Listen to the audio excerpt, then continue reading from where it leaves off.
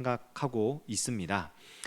마태복음 5장, 6장, 7장에 걸쳐서 나와 있는 이 산상수훈의 전체 내용을 아주 간략하게 지금까지 살펴본 내용을 요약을 하자면요, 5장에서 먼저 예수님께서 하나님 나라 백성의 정체성을 알려주십니다. 하나님 나라 백성은 어떤 사람인지, 복된 자들이다, 소금과 빛이다 하면서 정체성을 알려주시고요. 그리고 이 하나님 나라 백성을 규정짓는 가장 중요한 그 것 중에 하나인 율법을 바르게 해석을 해주십니다. 너희는 전에는 이렇게 들었는데 내가 너희에게 이르노니 이러이러하다 하면서 율법이 어떤 것인지를 바르게 해석을 해주셔요.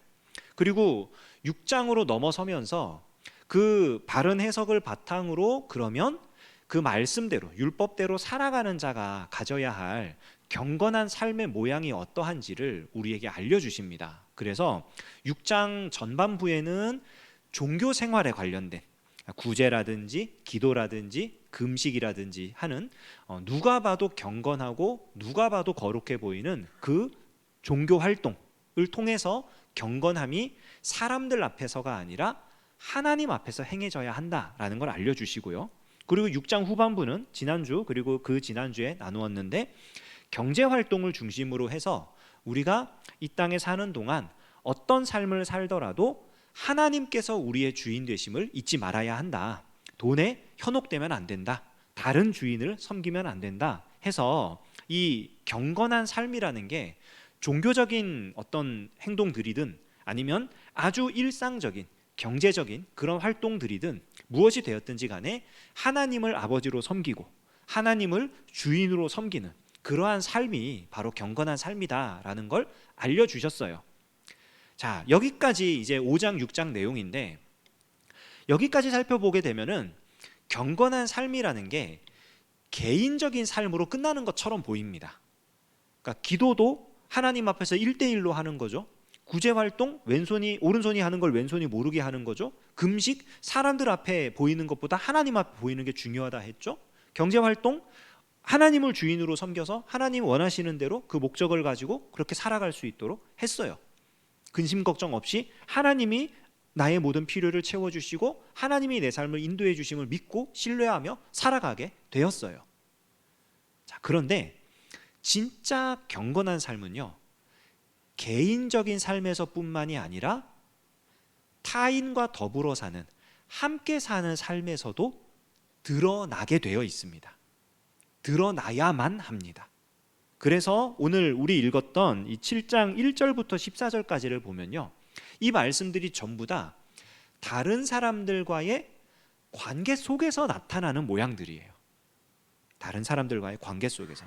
제일 먼저 1절부터 6절까지는요, 다른 사람을 대하는 태도에 관한 말씀입니다. 1절부터 5절까지는 잘 알죠. 내 눈에 들보가 있는데 남의 눈에 티를 꺼내라고 하지 마라. 그러니까 내가 더 많이 잘못했는데 다른 사람의 잘못을 일일이 지적하는, 제가 참 조심하면서 행동하는 게 하나 있는데요, 뭐냐면 운전입니다. 운전을 할 때 굉장히 조심해요. 그 대부분 운전을 하실 줄 아니까 운전하다 보면 스트레스를 너무 많이 받잖아요.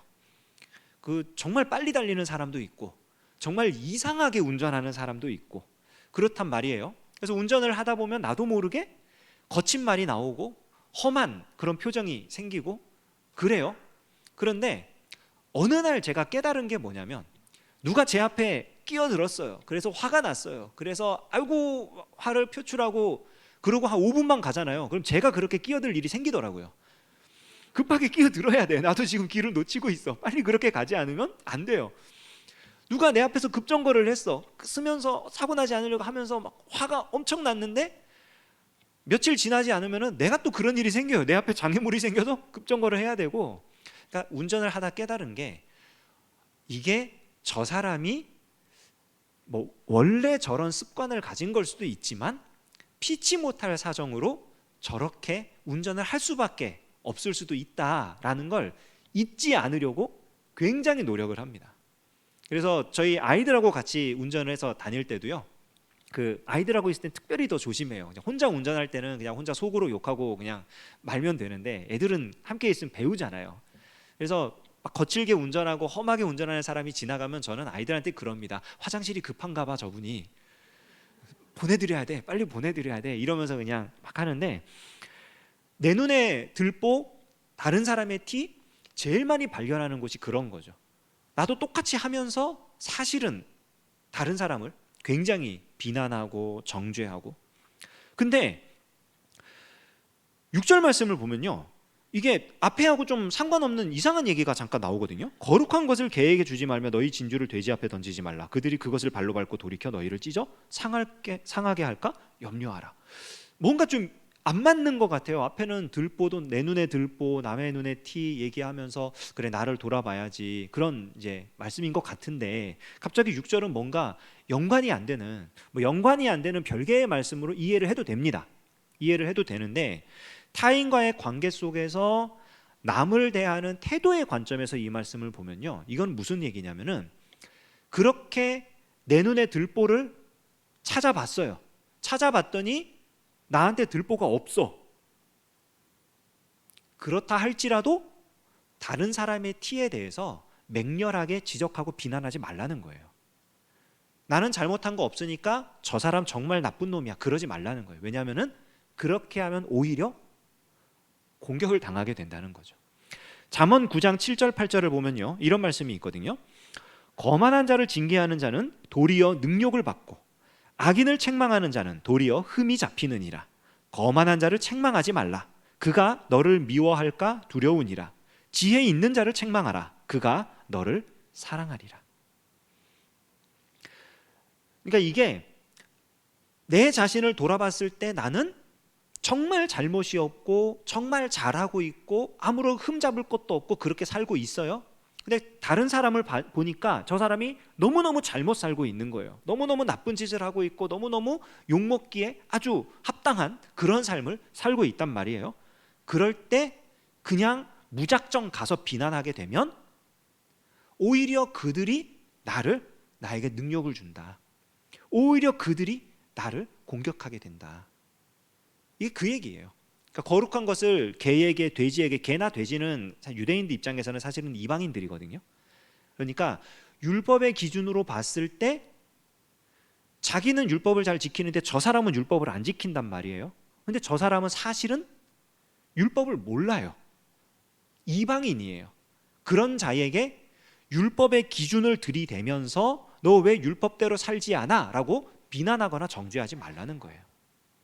아까 오전에도 담임목사님 말씀하시면서 고린도 교회의 상황에 대해서 말씀을 하셨죠. 음란한 문화 이런 것들에 대해서 말씀하시면서 그게 문화적인 접근으로 볼 필요가 있다고. 근데 그게 맞는 말인 게 유대인이 가지고 있는 율법의 기준으로 무언가를 볼 때 올바로 살아가는 것을 발견하기란 쉽지 않습니다. 왜냐하면 율법이라는 것 자체가 가지고 있는 가장 궁극적인 목적이 뭐냐면 당신은 구원자가 필요한 죄인입니다 라는 걸 일깨워 주는 거거든요. 율법의 기준으로 봤을 때 이 율법을 충족시켜 줄 수 있는 사람은 아무도 없어요. 그러니 내한테 들보가 있든지 아니면은 율법의 기준으로 봤을 때 나한테 들보가 없든지 상관없이 다른 사람을 대할 때는 가장 중요한 게 뭐냐? 겸손한 태도, 낮은 태도. 그러니까 저 사람을 판단하고 정죄하고 비난하는 것이 아니라 저 사람을 인정하고 관용하는 그러한 태도에 관한 문제예요. 태도에 관한 문제. 제가 예전에 사역을 할 때 어떤 이제 동료 교역자, 우리 교회 아니에요. 다른 교회에서 사역할 때 동료 교역자 이렇게 있는데 그분이 이제 청소년 부서를 맡고 있는 분이었어요.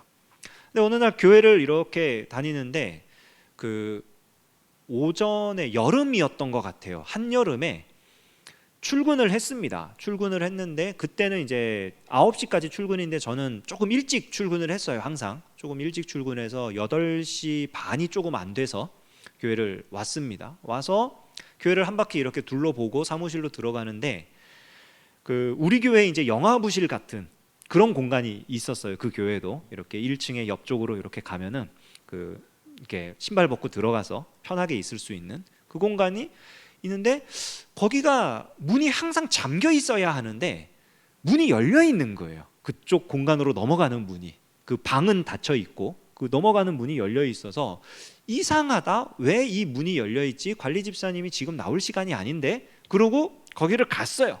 갔더니 아니나 다를까 그 공간 안에 청소년 두 아이가, 물론 이제 동성이었습니다. 여자애 둘이 거기 있는 거예요. 그래가지고 얘네가 이 아침 시간에 방학 때 여름 방학 중이었던 것 같아요. 그래서 얘네가 이 아침 시간에 왜 여기에 와 있지라고 생각하고 문을 열었어요. 문을 열고 얘들아 왜 여기에 와 있니? 라고 이제 물어보는데 문을 딱 여는데 냉장고인 거예요. 에어컨이 얼마나 세게 틀어져 있는지 너무 그 방이 정말 냉장고처럼 추울 정도로. 그래서 순간적인 생각이 이 친구들이 여기 지금 한두 시간 있었던 게 아닌데 라는 생각이 드는 거예요. 그러니까 방이 그 정도로 차가워지려면 에어컨을 밤새 틀어야 그렇게 되잖아요. 그러니까 느낌이 쎄해가지고 얘네들이 혹시 지금 잠깐 가출을 했나? 이런 생각이 드는 거예요. 예전에도 한번 제가 그런 경험이 있어가지고 청소년 부서를 할 때 전도사 시절에, 그러나 교회 와서 어떤 애가 자고 있는데 보니 가출을 해갖고 교회에서 자고 있는 그런 경우를 본 적이 있어서 혹시 그런 건가? 라고 생각하고 이제 그 청소년부 사역을 하는 이제 그 사역자에게 얘기를 했죠.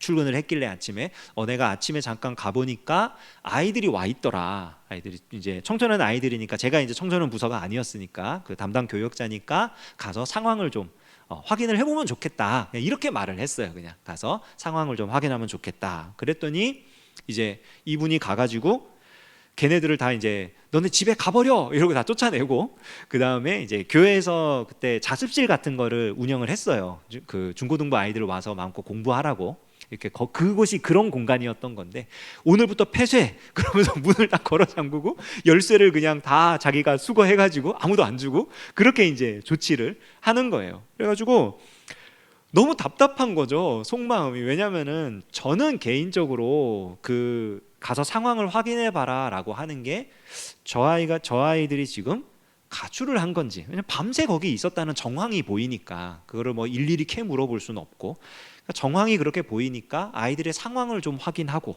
그다음에 아이들이 왜 그랬는지 이유를 파악하고 그다음에 이제 어떻게 하면 그들을 도울 수 있는지 생각을 해보자.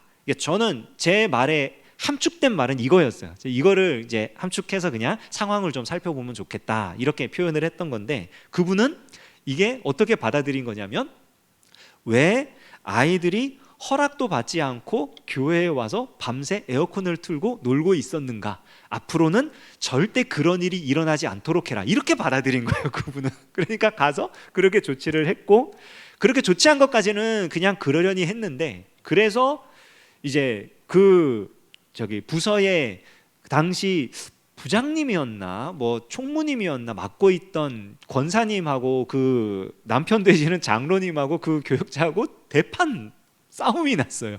왜 그러냐니까 알고 봤더니 이 친구들이, 그 권사님이 굉장히 마음이 따뜻한 권사님이신데 청소년 아이들에 대해서, 그러니까 얘네들이 집을 나온 게 맞았어요. 그날 그러니까 집에 있기 싫어서 탈출을 했고, 탈출하고 나니까 생각나는 어른이 그 권사님밖에 없어서 권사님한테 전화를 했고, 권사님은 자기네 집에 애들을 오라 하고 싶은데 그 이제 남편 장로님이나 이게 몸이 좀 안 좋으셔가지고 애들을 이렇게 해서 하기에는 조금 가정이 좀 그런 부분이 있어서, 야 그러면 내가 관리자한테 얘기해가지고 문 열어놓으라 할 테니까 교회 가 있어라 이렇게 얘기를 했던 거예요. 그래서 애들이 거기 간 거야.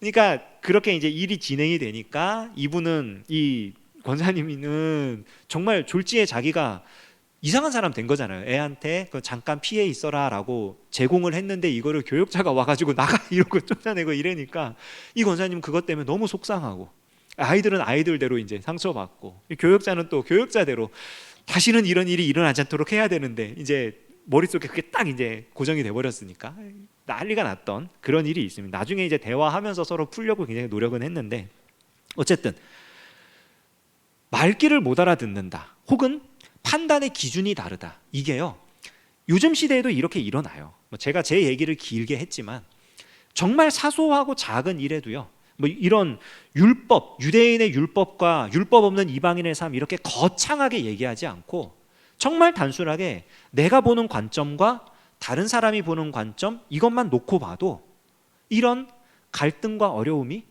너무 많이 생기는 거예요. 나중에 제가 그분이 그렇게 이제 그 권사님하고 그렇게 충돌이 일어나니까 어쩌겠습니까? 중재를 해야 되잖아요. 그래가지고 막 이제 얘기를 했어요. 그랬더니 그분이 너무 화가 났는지, 그 교역자분이 화가 났는지 저한테 당신이나 잘하라고 막 소리를 지르면서 막 이제 그래가지고 와, 이거 어떻게 해야 되나 그러고 굉장히 난감했던. 그러니까 이게 보는 눈이 다르니까 판단하는 것도 다르고 대처하는 것도 다르고 말하는 것도 다르고. 근데 곰곰이 생각을 해보면 저도 그분을 대할 때 조금만 더 겸손하게 대했더라면 아무 문제가 없었던 일이에요.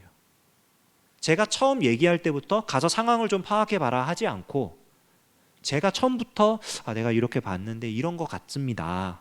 혹시 이런 건지 확인을 좀 해줄 수 있습니까? 라는 식으로 이야기를 했더라면 처음부터 아무 문제 없이 일이 진행됐을 거예요.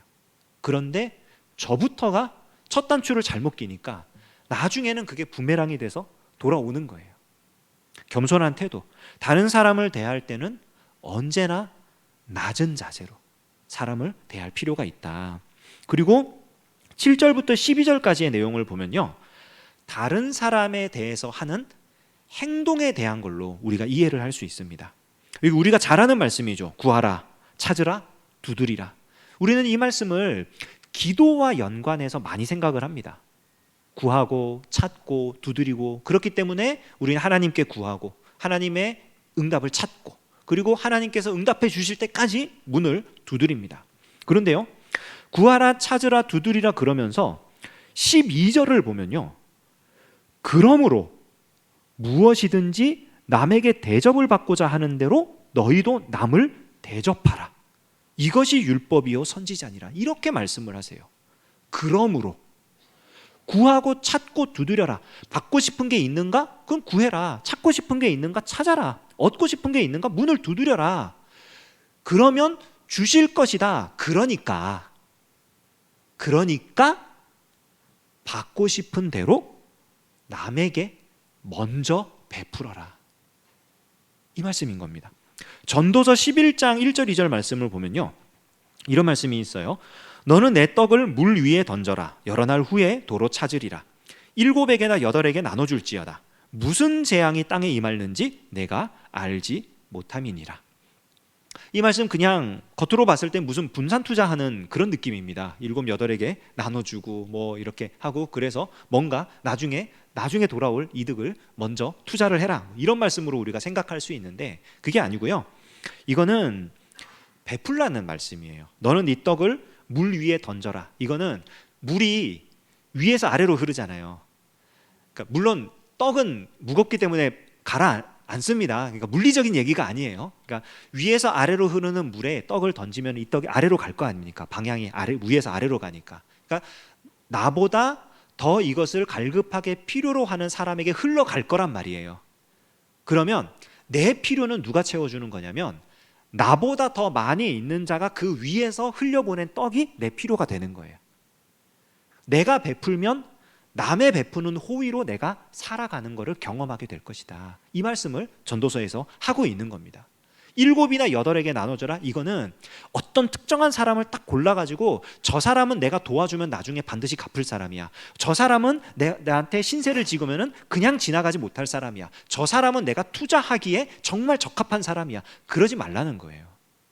사람을 가려서 어떤 특정한 사람에게만 도움을 주고 그러지 말고 도움을 줄 수 있을 때 누구에게나 도움을 주라는 거예요. 나중에 어떤 사람이 어떤 식으로 내게 그 도움을 갚을지 아무도 모른다. 도울 수 있을 때 도와줘라. 그러니까 받는 것보다 주는 것이 먼저라는 겁니다. 내가 받고 싶으면 주라는 거예요. 내가 사랑받고 싶으면 사랑을 주면 되는 거고, 내가 뭔가를 얻고 싶으면 그걸 주면 되는 거예요. 예전에 신대원 다닐 때 함께 이제 활동하던 동아리에서 MT를 했어요. 어떤 전도사님 댁에 가서 같이 식사도 하고 게임도 하고 이러면서 재밌게 이제 놀고 있는데, 한 전도사님이 이렇게 막 하하호호 웃으면서 이렇게 놀다가 그런 분이 있죠. 왜 웃으면서 옆에 사람 때리는 습관이 있는 사람 있잖아요. 그러니까 그분이 그랬던 것 같아요. 막 웃으면서 옆에 있는 사람을 이렇게 친 거예요. 웃다가. 근데 옆에 한 대 딱 맞은 분이 이렇게 보더니 치는 거예요. 이 사람은 또 막 웃다가 자기가 또 맞으니까 또 한 대 치는 거예요. 이쪽 사람 또 맞으니까 또 치고, 서로 한 10대씩은 서로 친 것 같아요. 진짜 이게 전도사님들이니까 이게 싸움으로 안 번졌지, 이거 큰일 날 뻔했어요. 저 보면서 저 사람들이 왜 서로 저렇게 깜짝 놀래, 서로 막 한 대씩 주고받는데 왜 저럴까. 근데 나중에 이제 맞은 사람이 가만히 있으니까 멈추더라고요. 그러니까 뭐예요? 맞기 싫으면 때리지 말라는 거예요. 내가 맞기 싫으면 때리지 마라. 내가 맞고 싶으면 때려라 이거죠. 참, 무슨 예인지는 모르겠지만 그렇다 합니다. 그런 일이 생각이 났어요. 그러니까 남한테 내가 해주는 대로 정말 대접을 받습니다. 그게 뭐가 됐든지 간에. 구하고 찾고 두드리는 행위는요, 그냥 하나님께만 매달려 가지고 하나님과 기도하는 그런 행위에 멈추지 않아요. 내가 무언가를 구할 때 그것을 아낌없이 나누어 주고 베풀어 주고 먼저 섬겨 주고 했을 때 그것을 얻게 되는 거예요. 하나님이 그렇게 만들어 놓으셨습니다. 이게 대인 관계에서 나타나는 태도와 행동의 원칙이에요. 다른 사람을 대할 때는 겸손하게, 저 사람을 나보다 높은 사람인 것처럼, 내가 저 사람보다 낮은 사람인 것처럼, 어떤 일을 할 때에는 내가 원하는 걸 먼저 얻고 그 다음에 행하는 것이, 베푸는 것이 아니라 먼저 베풀고 나중에 은혜로 돌려받고, 이게 다른 사람들과의 관계에서 일어나야 할 일들입니다. 마지막 이제 13절 14절 보면은 좁은 문 얘기가 나와요. 이게 이제 사실은 다른 사람들과 함께 살아가는 사회에서 우리가 어떤 태도와 자세를 가지고 살아갈 것인가 하는 걸 요약해 놓은 겁니다. 좁은 문으로 들어가라. 남들이 선택하지 않는 선택을 해라. 남들이 꺼려하는 그런 행동들을 해라. 이것은 마치 이 산상순 마태복음 5장 앞부분에서 너희는 빛과 소금이다 라고 했던 그 말씀을요, 실제로 살아내는 삶의 모양과 같습니다. 우리나라에 거창고등학교라는 학교가 있어요. 1953년에 개교한 미션스쿨인데요, 이 학교가 참 유명합니다. 뭐 지금은 전교생이 100명 조금 넘는다고 해요. 그렇게 규모가 크지는 않은 학교지만 전교생이 다 기숙사에서 생활을 하고요. 아주 그런 뭐라 그럴까요? 이 아이들을 온전한 그런 성숙한 인격을 가진 사람으로 키워내려고 굉장히 애쓰는 그런 학교로 알고 있는데, 이 학교 강당에 가면은 뒷면에 커다란 액자로 해가지고 이런 글이 걸려 있다고 합니다. 제목, 직업 선택의 10개. 제1계명, 월급이 적은 쪽을 택하라. 제2계명, 내가 원하는 것이 아니라 나를 필요로 하는 곳을 택하라. 제3계명, 승진의 기회가 거의 없는 곳을 택하라. 제4계명, 모든 것이 갖추어진 곳을 피하고 처음부터 시작해야 하는 황무지를 택하라. 제5계명, 앞을 다투어 모여드는 곳은 절대 가지 마라. 아무도 가지 않는 곳으로 가라. 제6계명, 장래성이 전혀 없다고 생각되는 곳으로 가라. 제7계명, 사회적 존경 같은 건 바라볼 수 없는 곳으로 가라.